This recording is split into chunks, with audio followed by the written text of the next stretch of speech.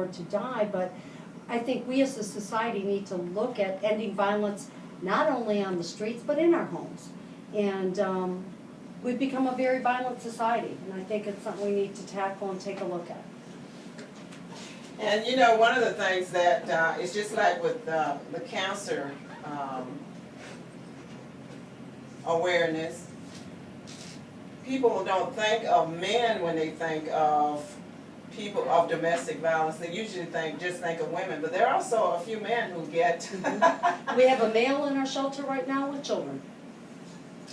So yes, the numbers are less, and nationally it's 78% of those who are abused are female, and the other, of course, men. But I think those numbers might be even higher if more men reported it. The same reason that causes domestic violence, I think, well, some of the contributing factors to domestic violence, I think also contributed to men not reporting that. And that is that we expect men to be totally in control, powerful. Macho. Right, macho, and you know, nobody's going to hurt them. And so if they're experiencing it, I think they have even more shame than a female would have, or society would have a hard time understanding it more so than they would if a female was being abused. There's also a physical difference, as you know. Men are built physically different than we are, muscular structure, etc. So if I, for instance, were to try and hurt my husband, he could just hold me back because he's so much stronger, he's bigger. So it's easier for a man to hurt a woman than a woman to hurt a man. So that's just some food for thought. Okay. Now, in terms of stats for Volusia County, what are we looking at? Because you had a speaker at your annual luncheon, and the speaker who was there was talking about the fact that violence or crime has gone down in several areas, but the one area, major area where it has not gone down is domestic abuse, domestic violence, and domestic assault. That it really has gone up, and she gave a really high percentage of increase. And I believe she was talking about Florida. Yes, she was, and I didn't write down that stat, Gwen. I can look it up here. But I know it was either 20 to 30%. It's somewhere quite there. high. I know that we have experienced a 40% increase in the crisis calls that we have received versus 2 years ago. 40%. We just ended our annual fiscal year, September 30th. We sheltered over 120 more individuals than we did last year. We have individuals sleeping in every corner of our shelter right now, literally. We're using our spiritual meditation room and setting up cots and sleeping bags in there. One night we put people in our children's center just to find a place for them to sleep. So it is really a difficult situation right now, but we continue to do all we can to provide individuals who fear for their safety, have no place else to stay, with safe, confidential shelter. And we know they always say that this is generally the case when the economy is bad, then you have an increase in domestic abuse, domestic violence. Is that the case, and is that the only thing that you can point to? Because surely it's just not the economy that's causing this kind of an increase. I don't know if it's exactly just the economy, but you are correct, and people do say that's a cause. It's more of a factor, if you ask me. The more stress there is in a home, the better potential for somebody who is already violent, who's already violent, to become more violent. Because you do not find individuals who are, just because they're unemployed, abusing their loved one. It just doesn't work like that. You already have to have the belief that it's okay to hurt somebody, and utilize power and control tactics to try to have some control in your home. But I do feel like that we have seen an increase because it seems to correlate right with the economy. But I think what else is happening, Gwen, is in addition to the economy going down, we have a reduction in services to offer these families. If you think about it, it is a trickle-down effect for us too. If there's no jobs, and you reduce some of the social services available to help the families, and by that I mean affordable housing, affordable child care. All those things make it harder for individuals to do it on their own. they might be seeking out our help, where before they could have went to another agency for housing assistance, for assistance with getting a job, etc. So I think there's a lot of factors that have come into play, but hopefully it's also, people are hearing more about our agency through the community education efforts that we have out there, and know that they can come into our shelter or receive our outreach services. So I'm hoping it's kind of twofold. And your agency, just like all the other agencies, I'm sure you must be suffering from some reduction in funding. And while the need is going up, you know, the funding level in terms of what people are actually giving is going down. And this is a crucial group. Of course, you know, all the agencies will say that they all meet a real basic need in terms of helping people who are in need, but this is a group that in many ways they have nowhere else to turn and nowhere else to go. Well, we save lives. Okay, if they stay home, they can die. We read that in the paper. We know the results of family violence. We have the lady over in Deltona who, you know, was killed in Orlando or Sanford, but she left 4 children behind. The other one with just the baby, the young 2-year-old child too, and that's just in the last month. So our agency saves lives, and without a safe place for them to stay, the results can be homicide. So not that the other agencies are not just important, because our families need those agencies too. When they come to our shelter and they do want to start all over, if we don't have affordable housing, if we don't have affordable daycare, if we don't have someone to assist them with their prescriptions, with transportation, it makes it harder for us to do our job too. So all the other services are just as important, but you're right, we save lives. Now, I know, and you may or may not want to talk about this, but I know you did send out information to the county council as a result of a recent funding issue. It was a change in the way, the formula that they used in actually awarding funding to certain agencies, and you had some concern because some of the undergirding services that are needed in the community to help those who come to you were really being cut, and as a result you were trying to ensure that the county council and others understood what impact that cut in funding based on that new formula was going to have. Do you want to just spend just a few minutes to... Yeah, and the whole process, Gwen, was one that was a big eye-opener for me, very informative as far as me learning the new process. The county switched from a grant application process to an RFP process. There was the RFP our agency fell into had a competitor, a competing RFP, and the Children and Family Advisory Board was asked to grade the RFPs, basically, to score them, and they scored the other RFP higher than ours. We were very fortunate that Reggie Williams, who is the administrator for DCF, and Mark Jones, who is the CEO for Community Partnership for Children, right, stood up and said, wait a minute, there are some critical needs that if you eliminate not only our funding, but it was Children's Home Society, House Next Door, Children's Advocacy Center, Mental Health Association, Pay Center for Girls, and I might be missing one, I hope not, that we're going to lose these services, it was going to cause a devastating effect on our community. And our county council stepped up to the plate and said, wait a minute, we need to do something here, and did award some additional money to cover the critical services. For our agency, that we were in a different RFP for our emergency shelter. In fact, our agency is the lead agency for that. But the critical services would have been eliminating our children's services in our shelter, which would have stopped all child assessments, groups for them, you know, somebody to work with the child witness of domestic violence, and would have eliminated some of the legal services to our victims. So they stepped up to the plate and did allow us some additional funding, but we still took a $70,000 cut. Wow. $70,000. And that's a lot for a nonprofit agency. That's not chump change. Not at all, especially when you need to throw into the fact that our state funding, we have not seen an increase, not one penny in probably 5 years. United Way funding continues to go down. And of course, donations are harder to obtain because Everybody is struggling. Yeah. So, but we are managing, and the emergency shelter will still be there no matter what.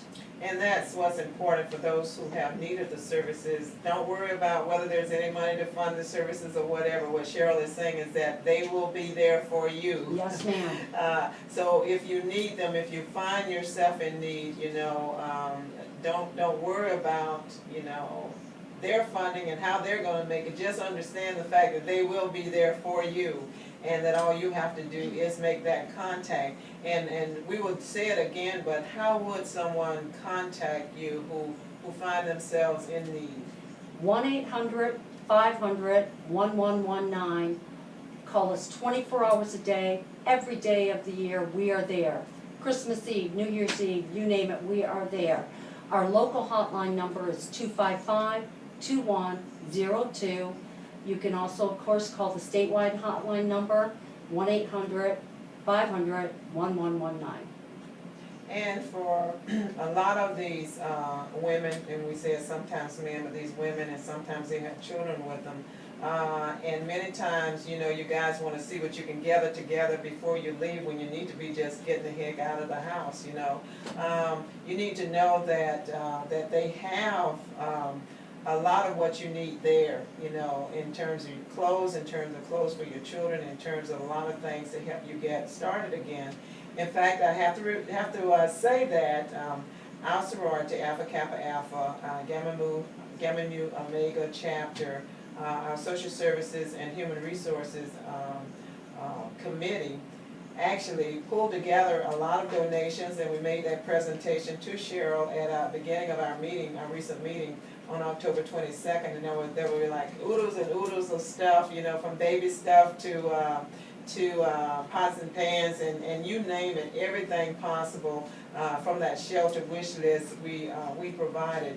And we were so happy to be able to do that, and I was so happy that all of our members just came through, as well as the undergrad chapter, to make that possible. So that's something that we do. It's something that you listeners can do as well, because there is a shelter wish list that you can get. Is it online? Yes, it is. You can go to our website, which is www.domesticabusecouncil.com, or just Google Domestic Abuse Council in Daytona Beach. I'm sure it'll give you a link to us, and it has our wish list there, has ideas to volunteer opportunities. We have a thrift store that we could really use some donations for. Last week a car drove through our store, but we're up and running. But it did take out a lot of our houseware sections, so donations of houseware sections items would be wonderful to help us replenish those that were lost awesome. in the accident. Awesome. And as we talk about volunteering and volunteer opportunities, there is a new program that has just started to help those who come into the domestic abuse shelter. And they have pets with them. And there's a young lady who really had this idea, this thing that was kind of given to her as a passion, as a dream, and as just a way of helping others. And what she did was take this idea and make it, something even bigger, even better. And so what they're able to do now is provide shelter for the pets of those that are in the shelter. And the young lady who's going to talk to us about that is Jennifer Adams. Now, her professional job is with NASCAR, but this is something that she just personally felt a need to do. And if you would share, Jennifer, kind of the genesis of what actually started or gave you this idea. Thank you, Gwen. Like Cheryl said, there's a lot of victims of domestic abuse. It's not just the women and the men, but the children, and a lot of people don't think about the pets. A lot of women won't leave their homes because there's nowhere to take their pet. And I came across a lot of stories of pets being killed in domestic abuse situations. So I just came up with the idea that it would be great if we could have a program in Daytona Beach where people would know their pets are safe while they're getting the help they need, and until they're able to get back on their own again and be reunited with their pets. And see, these are the types of things that, people with great hearts do. Instead of sitting around thinking about themselves and how great life is, you read some story that tells you about, as Jennifer did, she was reading a story in the newspaper as she was sharing with me earlier, and she read about the lady who was being domestically abused, and she wanted to leave the house, but what her husband did was, who was her spouse, he killed a pet, and that was his way of getting back at her. And that is one of the things that, as you look at the symptoms and things, where you can tell that there is domestic abuse, and that's somebody where you need to just get the heck out of the house, that's what they will do. They will either injure the pet or they will kill the pet. And so she had this idea that this would be something great to do. And then from that idea, you're saying you now have a board of directors, and you now have some volunteers that will actually be foster. We think of foster parents for children. Well, these are foster, what do we call them? Foster what for? Foster parents. Foster parents, okay. That's what we call them. Or almost like a rescue volunteer, a Yeah, little bit, because yeah. they're rescuing the pet too from the abuse. Because Yeah. when they first started this, we had a victim in our shelter whose pet was killed. She left, couldn't bring it to the shelter, and he killed her dog. So they rescued them, they saved them. And our main goal is for the pet and the survivor or victim to be reunited at the end. We do think of ourselves as a rescue, as we are rescuing a pet, but our goal is for them to be reunited at the end. And we will keep them as long as we need to, a week, a month, 6 months, and we'll take any pet. And right now, you say you have a board of directors, you have a handful of foster parents for these pets, but you need more. I don't think you could have enough fosters. We don't have an actual facility that we work out of, so we rely solely on a core group of fosters, and it's really important. Like I said, I don't think you could have enough. We want to be able to take in and help as many pets as we can, and the more fosters we get, the more pets we can save. Now, mention that list of pets that you're willing to take again. We've kind of had the open mind that we would take anything from a fish to a bird, snake, iguana, cat, A horse, dog, they said a horse. potbelly pig, because we don't know what kind of pets these families have, and we don't want to say no. And many times, and we see this time and time again, where the pets really are like a member of the family. Exactly. So they don't want to, and it's difficult for them even, it's really difficult for them during this time of where they're removing themselves from what is an unsafe situation, but in many ways, that's home. Right. It could be unsafe, but it's home. And then the thing that you have with you that is from home, that's a reminder of the good part of home, you end up then having to put it in a shelter, and whether it's a male or a female pet. And then you're separated from them, because for right now you actually have them put in the foster home, and you're saying that you don't really encourage visits right now, but you guys Not right are going now, to try to but set up something Yes, we later. were talking while we were waiting to come on your show about maybe setting up, we have an old laundry room at our facility, if we could renovate that and turn it into almost like a visiting room. And fence off an area where they could be outside and run their dogs, etc.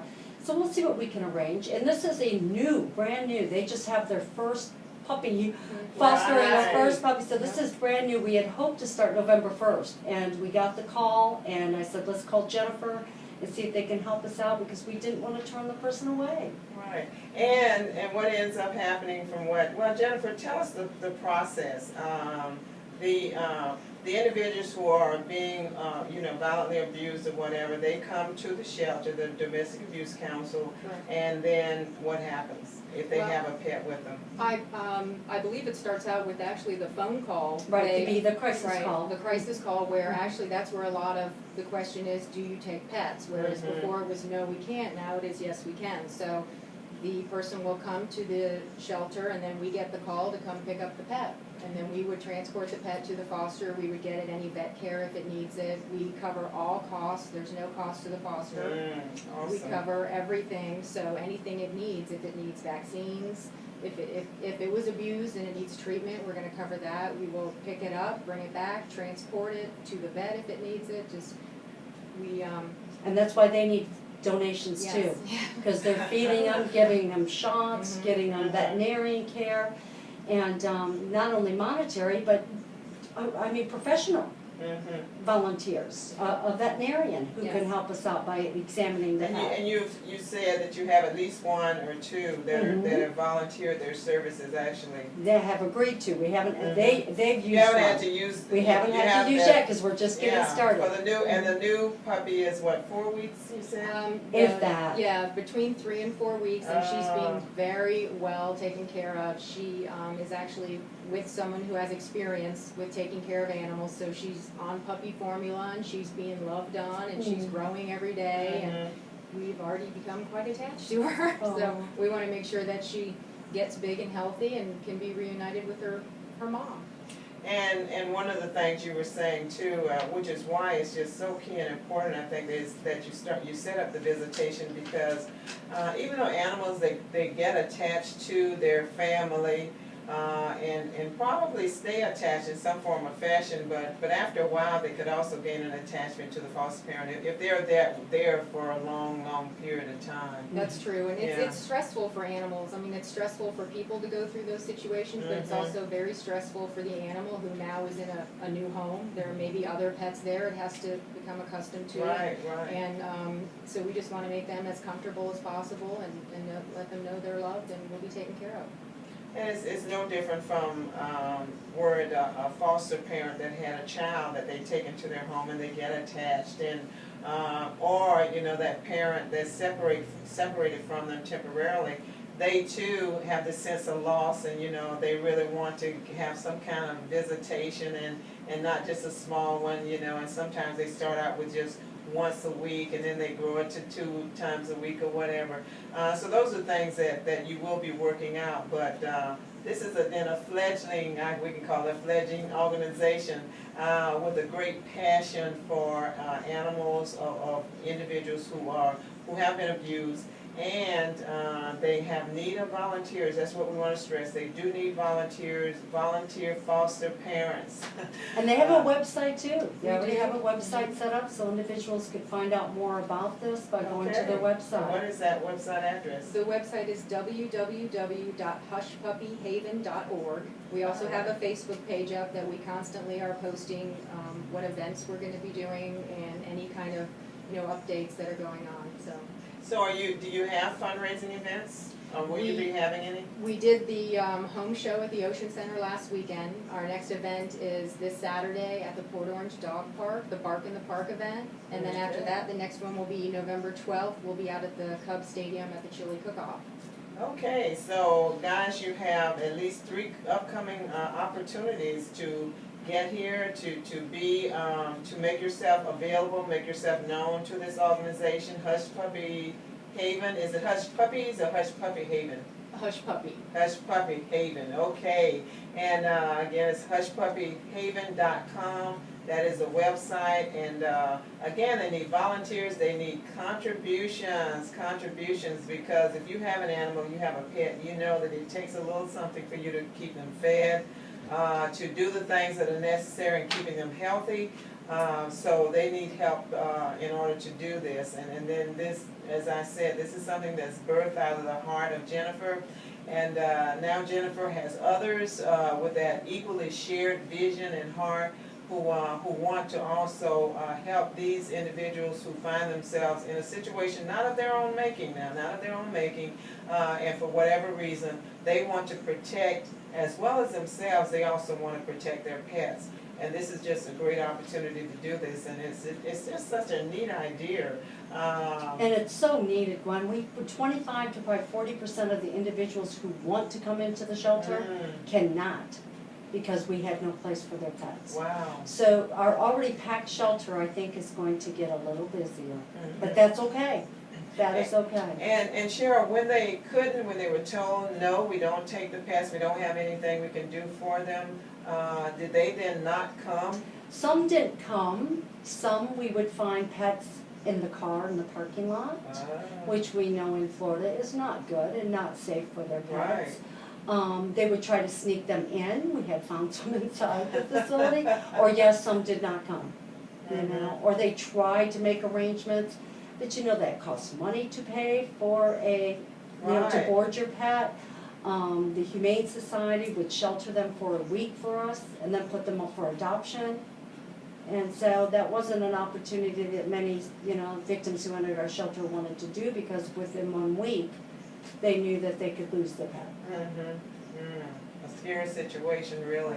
And, you know, we're talking about the adult side of it, but when you think about the children who now find themselves separated and they see this thing that's going on between their parents, and now to that pet that they had that they just cherished, to now, you know, have either that pet being harmed in some way or in harm's way, and then separating, you know, from it.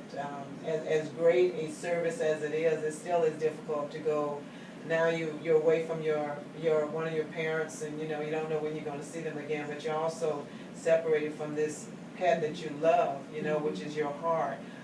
And that impacts the young people a great deal. So the visitation thing is going to be super. I think so, and if there's anybody out there has ideas or can help us get that fixed up, we'd love it. So a contractor or somebody, I think it just needs to be cleaned up and painted and so that'd be wonderful. Okay, and I know we got somebody out there that knows somebody that can do that. So you guys be sure to get in touch with Cheryl. And Cheryl, give them your information again.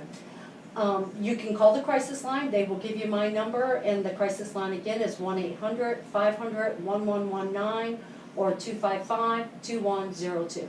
And Jennifer, give them your information again before we get into it, another part of the subject here. Okay, our website is www.hushpuppyhaven.org. We are also on Facebook, and our main information phone number is 386-320-3413. Okay, wonderful, wonderful. And your board of directors, are these just friends of yours, or are they people who have kind of a similar passion? It's both, really. Basically, the two people that started this were myself and a very close friend of mine, Nancy Green, who worked with me at NASCAR, and she's my treasurer. And I tell her all the time, remember the day I came to you at work and said, I have this great idea, and she almost started crying, and I love her for that. She's a great support. We also have an attorney at DCF on our board. We have somebody that works with victim advocates. We have someone who's excellent at PR. And we have someone who also is a former employee from the Domestic Abuse Council. So we've got a little bit of everything, a great support. We're all huge animal lovers. And I think we're going to make a big difference. Because Gwen, nobody should have to make a choice. Right. And we're hopefully making that choice to get out of that situation a little easier. You're certainly doing a great service, and that goes without saying, and I agree with you that no one should have to make a choice in any kind of a difficult situation like that.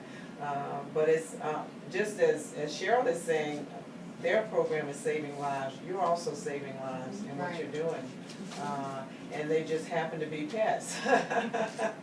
Okay. And Praise saving God. them too, you know, I mean, some of the abuse that happens to animals, and I'm not going to go into it, but I've heard it over the years of being with our agency, and it's horrific. It's downright horrific, because they will do awful things to the pets to try to get even with the victim. Right. They that really is- are the silent victim, Yes. and so we're their voice now. So.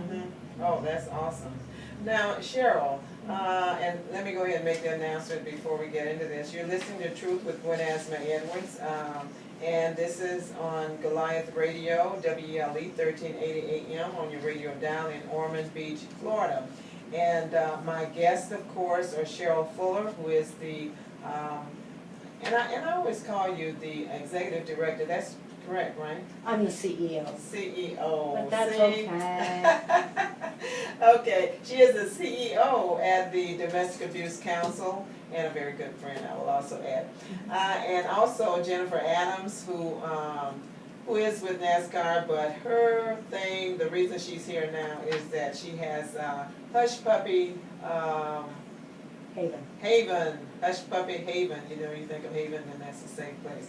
HushPuppyHaven.com, and they're helping those who come into the Domestic Abuse Council who have pets, and providing a safe haven for the pets as domestic abuse counselor is providing a safe haven for those who find themselves in need because of a domestic violence situation. What are, and I've always found that it's good to share with people some of the telltale signs of domestic abuse. And I know there's a wheel that you can look at in terms of that, but what are some basic telltale signs for people who, because there are women sometimes, and sometimes men, but we're basically the overwhelming number, as you said, close to 80% of those that are abused are women. But there are some telltale signs that where they can tell even before they're in a permanent relationship with this person, or even to the point where you've married this person, you know. And I don't know why it is that people always think that once they get married, they get better, because that is not the case. Once you get married, I mean, the worst really will come out, because then some people who are not right, we'll say not right, I'm pointing to my head, you know, they then think they own you and that you're their property because of a contract. Because, and I'm not speaking against marriage, because I'm all for marriage, but you need to know and have the right relationship with an individual before you decide that you're going to marry them. You need to really have a good feel for them. And there are some things that you will see from people who are abusers that you can look at. And you know, sometimes these things might relate to something else, but for the most part, when you put them all together, yeah, you need to be very, very frightened, and you need to steer clear of that person. And you know, some of the incidents that we have seen, I say incidents, actually the murders, and where the people have been, there's been attempted murder, have been sometimes not even a spousal relationship, but it's a person that they've had a personal relationship with, where it was boyfriend and girlfriend, or even just consideration of dating, you know, not even to that point. And the last two that I was referring to earlier, the murders that occurred recently here in Volusia County, the one girl that worked at Burger King over in Deltona had been separated with him from, what, 6 months, had broke off the relationship, and he continued to stalk her and drive by her, and you know, that can be one of the most dangerous times, is when you actually leave the abusive individual. But there are some warning signs when you're just dating, and a lot of that is they're kind of wanting a quick involvement and wanting to take it to the second step before you're ready. Like in a support group I led once, I said to the individuals there, how long had you known the individual before you were living with him or got married to him? It was all under 6 months. 6 months, and they're already living together or married. So there's this big rush for quick involvement. But some of the other warning signs are controlling who you see, where you go, how you dress. And that can be done in a nice way where you don't even realize it's abuse. For instance, I really love it when you don't wear makeup. Oh, well, isn't that nice that they love me looking natural? When really they're trying to tell you how to look. I really like it when you keep your hair pulled back. I really like it when you dress in pants instead of a skirt. Then it becomes, I told you I didn't want you wearing makeup, or I didn't want your hair like that, etc. It can start with a shove, a push. And you think, well, you know, okay, all he did was shove me. No one should shove you. Nobody should push you. Nobody should continue to tickle you if you tell them to stop and they continue to do it. Verbal put-downs, you know, making fun of you in front of people. Those are some of the warning signs before it will escalate. Because it does start that way. It's not like the first time you go out with somebody, they punch you, give you a black eye, or break a bone, and most of us would never go out with them again. So it does start out very subtly and will grow to become more severe, more frequent as time goes on. And many times, these are people who are very insecure themselves. Exactly. And they take that insecurity out on someone who they feel is a weak individual. Exactly. And they're weakened by the fact that they love the person, or they think they love them. And they want to please them, and they want to do what's right and make them feel okay type thing. And really, if that person really is feeling insecure, or you have to keep telling them that they're great, they're wonderful, they look super. Oh, I just, and isn't that kind of an opposite, another thing too, where you got to continually build them up and make them feel good. Mm-hmm. I mean, that can get tiring after No a while, kidding. I would think. Jeez, I mean, my thing is, I even tell my husband sometimes, because he'll ask me, how was the sermon? I say, it was pretty good. Is that all just pretty good? Fortunately, he's got his mom who says, oh, that was super, that was great, that was awesome. I say, hey, when it's great and super, I tell you it's great and super. But when it's just average, okay, it was just average, Yeah. And to me, you should always want at least one person in your life that's going to be honest. And you should have a partner where you can be honest without fear of how they're going to react or fear that they're going to say they don't love you anymore. They should accept you for who you are. Absolutely, because we're all imperfect creatures out here, just trying to get better and, trying to enjoy life and all of that. Now, in addition to the warning signs, if you see that in a relationship, or you see that in a partner or a friend or a date or whatever, what should the person do? Because there are some things you can do that can actually aggravate it and move it to the next violent level. And every situation is different. So we always hate to say do this or that, because the individual who is living with that person knows what might set them off. I might suggest something that could set off their partner. Right, there are some buttons that you just So what we usually recommend someone do is call our crisis line. Talk to somebody who's been trained in the area of family violence and who can help you safety plan. There are things you can do to even remain in a home with a violent individual and still maintain some sense of safety. For instance, you could say to your neighbor, if my porch light is not on, will you call the police? If an argument occurs, get out of the kitchen if you're in there. Weapons are in the kitchen, knives, etc. Always be in a room where there's 2 exits. You never go into a bathroom. There's usually only one escape, and that way you could be in there.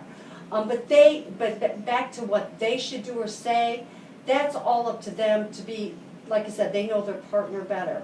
If you think somebody is being abused, the other side of it, if you have a loved one, a sister, a family member, a co-worker, a neighbor, never go up to somebody and say, are you a victim of domestic violence?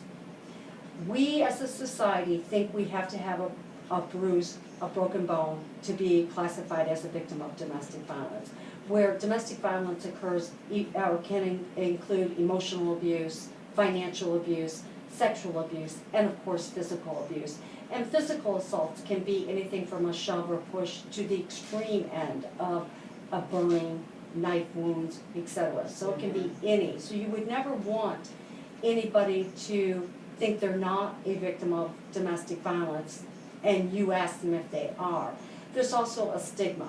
People don't like being labeled victims of domestic violence. Instead, you might say, I heard this radio show the other day, and they said 1 out of 4 individuals could be a victim of domestic violence. And some of the warning signs are they don't allow you to talk to your friends, and they don't allow you to go out, or family. And I feel like that might be happening. Are you safe in your home? You're not judging them. You're not saying get out or anything. You're just saying, are you safe in your home? And they say, well, I'm okay. Well, remember, I'm here if you need me. That's all you have to do. Don't pretend it's not happening. I was in leadership class Daytona 10 years ago, and one of our classmates showed up with a black eye. Nobody said anything to her. I waited until we were alone, and I just said her name. I said, is everything okay at home? Her husband called me and thanked me. No one else. They had been to church the day before. She had all her co-workers. Nobody had asked, and she said, I'm the only one who wasn't afraid to ask. And if it had been happening, I made her feel safe enough to share. So don't be afraid to ask, but don't judge. Don't say something like, well, why don't you just divorce the jerk? Or why do you stay? Instead, say, I'm there. It's got to be difficult if they do, confess that, yes, it has happened. It's not hard to end any relationship, let alone one that has violence in it. And it really is a difficult situation, especially as we see what's happening on the news now with so many women And we say so many, and it may be just a fraction of the women that actually find themselves in a bad situation, but it just seems like there are so many that are being, and in some of the worst, I mean, there is no good place to do any of this stuff. I mean, but around the schools, in front of the kids, and this, that, and the other, as though there's just a total disregard, which is part of the problem, I think, that we really and truly don't value life the way we used to many years ago. And because of that reduced value that we see on life, you know, people just take a life and they don't think, really and truly think anything about it. The other question I was going to ask you is how do loved ones and how do others respond? Now, you've talked about, let's say, someone in the workplace. What about a family member who many times, I mean, they'll know some stuff is going on, because there are some parents, I say parents, there are some family members that will feel, well, you probably did something to deserve it, you know, type thing, or make the woman feel that she was deserving of it, or just, you know, just You fuck made her your up bed, and just, lie in it. Right. Or they have continually helped or rescued before, and then they kind of get fed up. You know, we've already sent you money to leave, you don't leave. We told you not to marry him, you married him anyways. So it can be very frustrating. What I say to the family members too is, and they can call our hotline. If you have a family member going through this and you don't know what to say, you don't know how to confront them, you can call our crisis line and get some suggestions from us too, and talk to us, because it can be hard on you too to see your loved one be hurt and do nothing, and not have any opportunity to do anything, because we as adults have the right to be beat. I mean, that's sad to say, but we have the right to stay in these violent relationships. It's not against the law, where children have legal rights and we can step in. But the same type of thing, I would confront them in a non-judgmental way. You know, I'm concerned for you. Are you safe in your home? I love you. I'm here for you. If you feel like you have already helped and rescued enough, the next time they call you, say, I am there for you, but I want you to call the shelter and take advantage of their services first. Because they come to us, we don't tell them what to do. That's not our job. But we start planting seeds. We present them with options. We give them opportunities. And once they know those, then maybe the family members can pick up and support them once they're ready to make a change. Now, you know what I'm thinking is this whole experience is very traumatic for everyone involved. It's traumatic not only for the spouse but also for the children. But I'm thinking too, because a lot of pets and animals really respond as human beings do. So I would think that being in that kind of relationship would also be somewhat traumatic for pets as well. Have you read or heard or anyone said anything in terms of, and I know you guys just have the one now, She's but not in scared of anything. but in preparation, you know, for what is to come, because the pets, I would think, you know, though they love all family members, they, like all human beings, have their favorites too. Right. And when something happens to their favorite, you know, they can get a little angry, They a little cower, bitter at, they jump easily. I mean, they have the same symptoms, like you said, that somebody else would, that was brought up in a home where you never know who's gonna hurt you next, what loud smashing is gonna occur, if you're going to be fed or not, if you're gonna be kicked or not. Because the abusive partner will hurt the pet that way to get even at the other family members. And so and even yell at them all the time, all or the whatever time. else. So there's that verbal abuse as well as the physical. Yes. And have you guys thought about some, I hate to say this, Peppy but, therapy? yeah. Because I would think that the worst thing that can happen is that the pets do kind of ingrain all of this stuff, and at some point they become very kind of a little hostile. And as a result, you know, even when they go back to the parent or the child or whatever, and even in the foster home, you may see something that's not usual for the pet. They're usually probably very warm and inviting and embracing and loving, and now you've got them, you know, and they're just barking all the time and just being very irritable and the like. Are you guys prepared for that, Jennifer? I think so. Well, we're hoping that with, you know, a healthy diet and a loving foster family and maybe being around other foster pets in that family that, you know, are healthy and happy, that will help.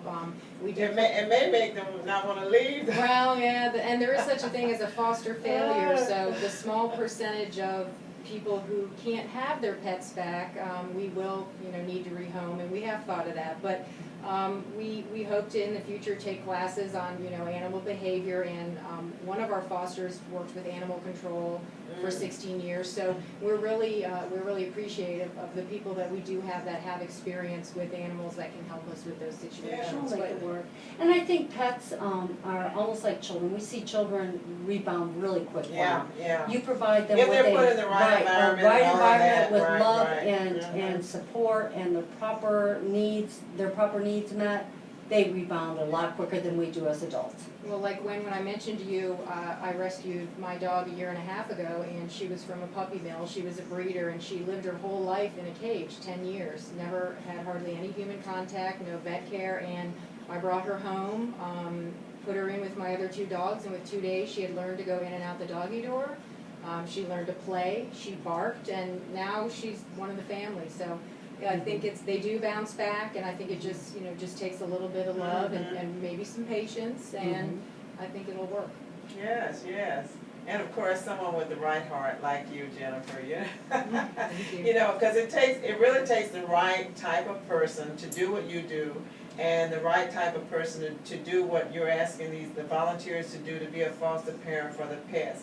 And I think in the job that you all do, Cheryl, and all of the volunteers and the other staff that you have, it really takes the right person with the right kind of heart and patience and all, really, to help people and help them feel at ease and know that you're sincere about what it is that you're trying to do, that you really are trying to help.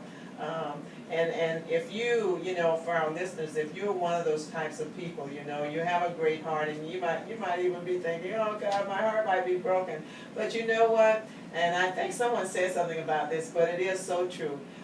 If you've never been in a situation where, let's say, your heart's been broken, then you really never have fully experienced what it is to love, what it is to really share yourself with someone else.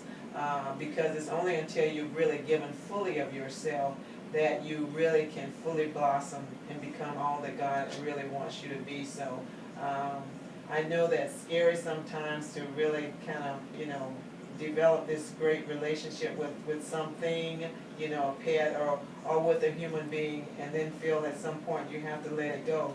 But you know, that's the beauty of really and truly giving your all to something, and then letting go and watching it grow and develop based upon what you've given to it. I mean, that is one of the best, I think, or what do they call it, really telling things about the type of thing that you've done, about how well you've actually helped to develop that thing, that person, that whatever, that when you let it go, that it really has an opportunity of being the best, very best that it can be. And so true of our children, you know, and of the giving that we do too in the situation in terms of the pets, and being a foster parent in terms of the pets, and in helping with the program that Cheryl has as well. Now, for our listeners, again, if you would both give your information, your contact information, as we prepare to go off the air, and we thank you so much for coming on and for sharing with our listeners about the importance of Domestic Violence Awareness Month, and the importance of all of us not only caring but also helping individuals who find themselves in this situation, and you who are in this situation, knowing that there are some things that you can do, that you need not see yourself as continually being a victim, you know, forever and a day, that you can break the cycle, which helps you, which helps your children. And there is help out there, and Cheryl is going to share the information on the Domestic Abuse Council hotline and the like for you, and then Jennifer is going to share with you in terms of the PETS program, hushpuppyhaven.com, and all of this is there for you. And you know, it's not about giving a handout, because you know, a lot of these programs I share, it's not a handout. They're helping you, giving you a hand up so that you can be empowered to be your best, to do your best. And then once you're in a situation where you can help others, then you're able to give back. All right? Okay. Exactly. And Gwen, before I give the number out again to everybody who might be listening out there and need our services, I want to stress too, I'm telling everybody on the air that I'm personally supporting Gwen and her candidacy for mayor of Daytona Beach. Professionally, I'm also looking forward to having you as the mayor of Daytona due to your commitment to our community and your support in making every home in the city of Daytona Beach a safe home. And I think that's evident tonight in having us here, the comments you have made, and in my personal relationship with you. So go Gwen. Vote for Gwen to win. But the number is 1-800-500-1119 or 255-2102.